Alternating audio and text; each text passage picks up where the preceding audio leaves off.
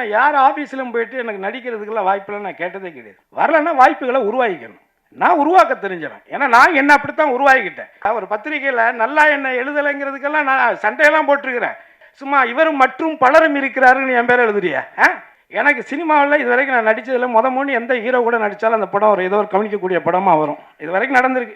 எந்த படத்தை வேணாலும் எடுத்துக்காங்க. கொண்டாட்டிகிட்ட சொல்லுவேன், இன்னும் வீடு கட்டலை, நேற்று வந்து நடிகர்லாம் வீடு கட்டியிருக்காங்க, நீ இன்னும் வீடு கட்டலை ஒன்றும் கட்டலைன்னு சொல்லிட்டு இருக்கிறா. கவர்னர் இருக்காருல சாஸ்திரி பவன், கருணாசி மேலே பட்டா மாறணும்னு விதி இருந்தால் அது நடக்குங்கிறேசு. அதனால் நீ ஒன்று, நான் 92 புரட்சி தலைவி அம்மா கிட்ட வந்து தமிழ்நாட்டிலேயே சிறந்த பலகுரல் நிகழ்ச்சி செய்யக்கூடியவனா நான் தேர்ந்தெடுத்து அந்த அம்மாட்ட 5 சவரன் நகை கொடுத்தாங்க. ஏன்னா பல திறமைகளை இங்கே இந்த இடத்துக்கு சும்மாலாம் இங்கே வந்து உட்காரல, ஓசியிலலாம் நம்ம இந்த இடத்துக்கு வரல. அடுத்து ஒரு ஏஜுக்கு மேலேயும் உழைச்சிக்கிட்டே இருக்க முடியாதுல்ல. சில பேர் ஏதோ கதை சொல்லிக்கிட்டு இருக்கிறாங்க, அந்த கதைக்கு ஒரு முடிவுரை இருக்குது. எவனோ ஒருத்தர் ரூமுக்குள்ள ஒரு கேமரா வச்சுக்கிட்டு என்ன வேணாலும் பேசுவான்னா அதெல்லாம் வேடிக்கை பார்த்துட்டு போகிற பேப்பையெல்லாம் நான் கிடையாது. இப்போ என்னை பொறுத்த வரைக்கும் நான் நிறைய படம் நடிச்சிருக்கிறேன். சில படங்கள் எனக்கு பிடிக்கும், சில கதாபாத்திரங்கள் பிடிக்கும்.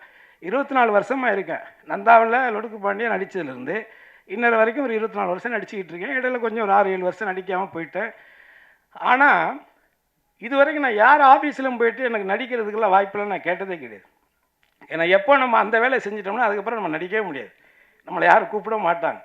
சினிமாவில் மட்டும்தான் நடக்கும். நம்ம ஒரு காமெடியனாக இருப்போம், இல்லை ஒரு கேரக்டர் ஆர்டிஸ்டாக இருப்போம். நம்ம கூட உட்காந்து சரக்கு போட்டுக்கிட்டு இன்னொரு ஆர்டிஸ்ட்டுக்கிட்ட கேட்பாங்க டேட்டு, நம்ம பக்கத்தில் உட்காந்துருப்போம். ரொம்ப வலிக்கும் அது. ஆனால் அதெல்லாம் நான் பார்த்துருக்குறேன், நிறைய பார்த்துருக்குறேன். அதெல்லாம் தேனப்பனே பண்ணுவான். என்ன அதில் என்ன இருக்குது? ஏன்னா தேனப்பனை வந்து இன்றைக்கி நேற்று எனக்கு அண்ணன் தான் அவர். இருந்தாலும் நாங்கள் கொஞ்சம் ரொம்ப நெருக்கம் 2 பேரும். ஏன்னா அதான் தயாரிப்பாளரே கொடுக்குறேன்னு சொன்னால் கூட இந்த ஆளுக்கு எடுத்து விட்டுருவான்.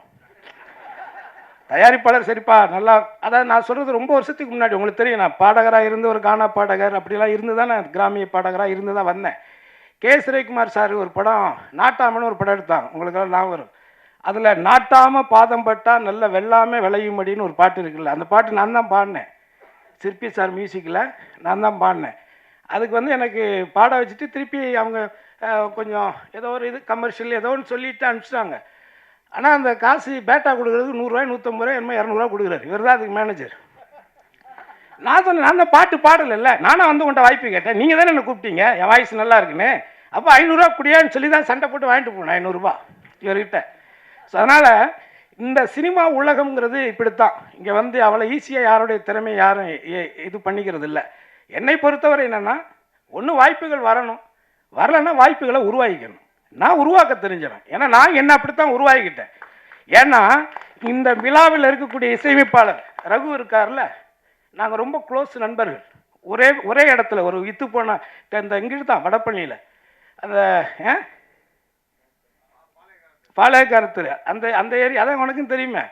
இங்கே நிறைய பேர் என் கூட ட்ராவல் ஆனவங்க நிறைய பேர் இருக்காங்க. வேறு முகத்தில் வேறு அடையாளத்தில் உட்காந்துருப்பாங்க. சில பேர் ஏதோ ஒரு கோவத்தில் கூட இருப்பாங்க.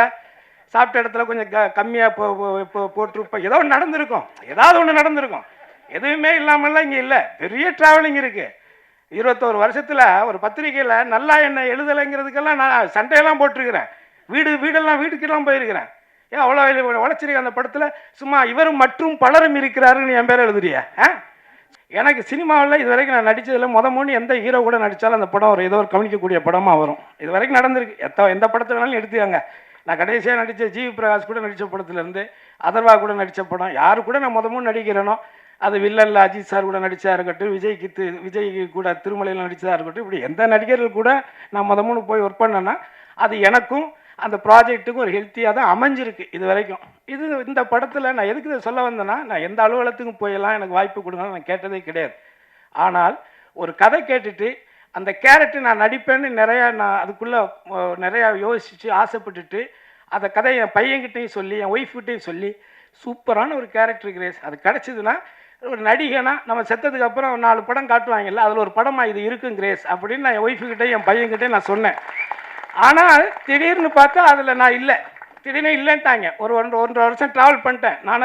அந்த இதில் அந்த கொரோனாவில் அடிபட்டவன் தானே நானும். திண்டுக்கல்ல ஹோட்டல் ஆரம்பித்து அதில் ஒரு 2 கோடி ரூபா போச்சு.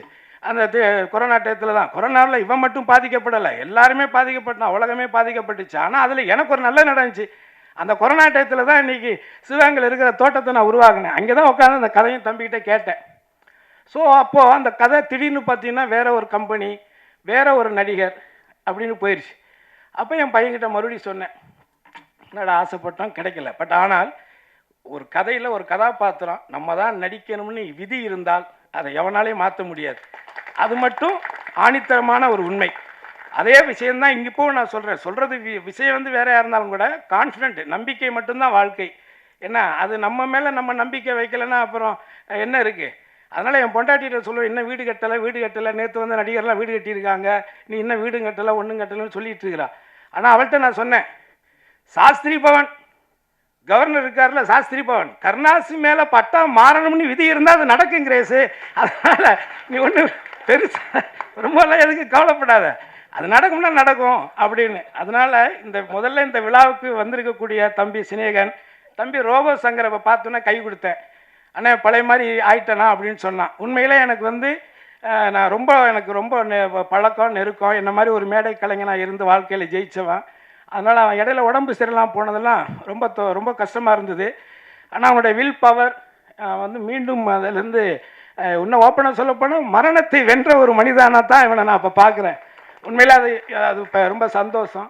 நான் 92 புரட்சி தலைவி அம்மா கிட்ட வந்து 1992 மாநில கல்லூரியில் படிக்கும்போது இந்த பெஸ்ட் மிமிக்ரி ஆர்டிஸ்ட் இன் தமிழ்நாட்டிலேயே சிறந்த பழகுரல் நிகழ்ச்சி செய்யக்கூடியவனா நான் தேர்ந்தெடுத்து அந்த அம்மாட்ட 5 சவரன் நகை கொடுத்தாங்க. அதுக்கப்புறம் துண்டாக வெட்டி வித்துட்டோம், அது வேற. பட் ஆனால் வாங்கியிருக்கிறோம் அதுக்கிட்ட.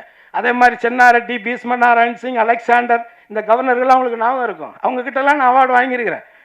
ஏன்னா பல திறமைகளை இங்கே இந்த இடத்துக்கு சும்மாலாம் இங்கே வந்து உட்காரல, ஓசியிலலாம் நம்ம இந்த இடத்துக்கு வரல. அடுத்து ஒரு ஏஜுக்கு மேலேயும் உழைச்சிக்கிட்டே இருக்க முடியாதுல்ல. அதனால் நாம் உண்மையாக இருந்தால், எந்த ஒரு வேலையிலையுமே நம்ம உண்மையாக இருந்தால் அந்த உண்மைக்கான ஊழியம் நிச்சயமாக கிடைக்கும். அதை யாராலும் தடுக்க முடியாது. ஆக இந்த படத்துக்காக உண்மையாக உழைச்சிருக்கக்கூடிய என்னுடைய தம்பி சிவா, அதே மாதிரி சுந்தர், அவன் ஆஸ்திரேலியாவில் இருக்கான், அவன் இங்கே இருந்தானா, அவன் ஒரு அற்புதமான ஒரு பையன். நாங்கள் எல்லாருமே ஃப்ரெண்ட்ஸ். இப்போ இந்த கோவில் இருக்கான், அவன் என் தம்பி தான். மூத்தவன் தாமு இன்னைக்கு திருநெல்வேலி போயிருக்கான். ஸோ நாங்கள் எல்லாரும் தான் இந்த படம்.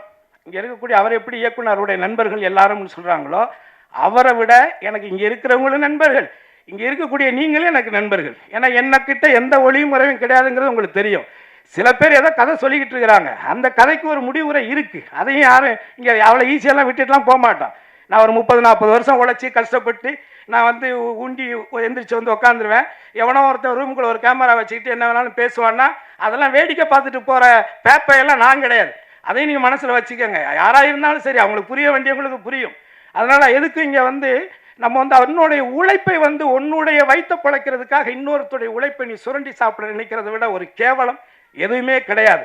இது யார் ஒருத்தரும் செய்கிறவங்கள நான் சொல்கிறேன், யார் இந்த தவறை செய்கிறாங்களோ அவங்களுக்கு அது புரிஞ்சா போதும். ஆக இந்த 24 வருஷத்தில் இந்த தமிழ் சினிமாவில் ஒரு பாடகராக இருந்த காலத்திலிருந்து ஆனந்த விகடன் பத்திரிக்கை உங்களுக்கு தெரியும்.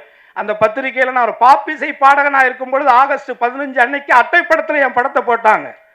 சும்மா இந்த இடத்துக்கு நான் வரல, அதுக்காக சொல்கிறேன். அதனால் இங்கே இருக்கக்கூடிய எல்லாருமே திறமையானவர்கள். இந்த திறமையாளர்கள் அத்தனை பேரும் சேர்ந்து ஒரு நல்ல படைப்பை வந்து உருவாக்கியிருக்காங்க. அதை உங்களுடைய பார்வைக்கு விரைவில் கொண்டுட்டு வருவாங்க.